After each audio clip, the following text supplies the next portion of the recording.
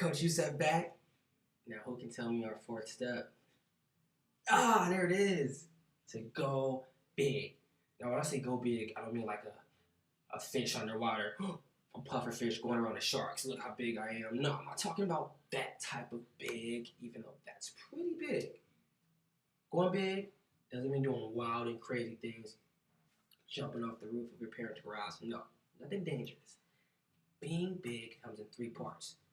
Number one, go above what's expected of you. Now, every day your teacher expects you to come to class, listen, do your homework, be safe, be polite. Turn it in, go home, and come back. Now, you can do all those things and do the bare minimum. You can do your homework, you can sit in class and be quiet. But if you don't interact, if you don't take it one step further, you're not getting the full experience. So don't just do what's expected. Do the unexpected. Go above and beyond it. That's what it's called to be extraordinary. Now, if you're an extreme leader like I think you are, you're extraordinary. Number two, putting other people before yourself. Now, who can tell me a time that they put somebody else before themselves? I'll share right now. I was at the restaurant with my dad, and he forgot to take his trash out. What do? I pick up my dad's tray, and I put it away for him. And he got back from the bathroom like, thank you so much. That means the world to me. I put him before myself because, hey, we're always a team. Number three, going the extra mile, going further. Now, when you guys are on the playground running, you don't want that person to beat you. You want to beat them. You want to be fast. You want to go the extra mile. You want to do more. Now, don't just do what's expected of you. Do way more than that, because that's what winners do. That's what being a leader is all about. And here at Apex, we want to play a game with you guys. Now, call it, 4 of you ought to come up. Okay, who's ever heard of the game Telephone?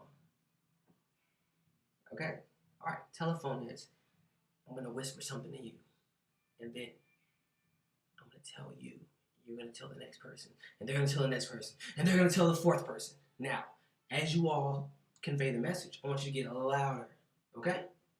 Now, what this is an example of going above and beyond. This is what people expect, and this is what we do. These are our actions, our voices, all right? Now, this is what I want you to say. Do more than before, all right? So, you, tell her, tell him, and then the last person, I want you to yell it out for the whole class. You guys ready? All right. 1, 2, 3. Whew! Great job. You guys are so loud. I feel that. Do more than before. Now, look at your coach.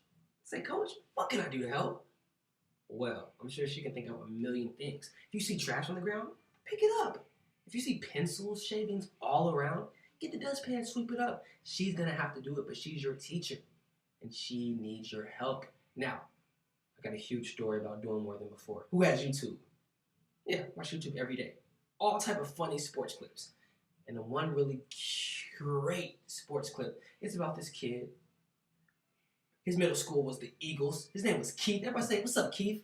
Now, Keith had special needs. Now, what special needs was, he learned a little bit slower than the other kids. He needed a little bit more help. But he also played football. He was on the football team, and he did not play the game. He practiced every day. He was there. He was a huge supporter. But just because of his special needs, he was a bit limited and wasn't able to actually play in games. But that's all going to change. Because one day, it's a championship game. The rival school from across town comes, and there's everybody there.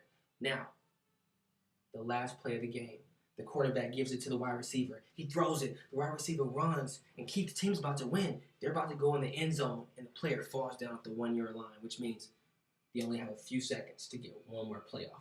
Now, coach is going crazy. Like, what are you guys doing? The teammate goes to the coach and says, Coach, we want to put Keith in. This is his last year, his last game. He's a great kid. Let's put him in. And coach says, you know what?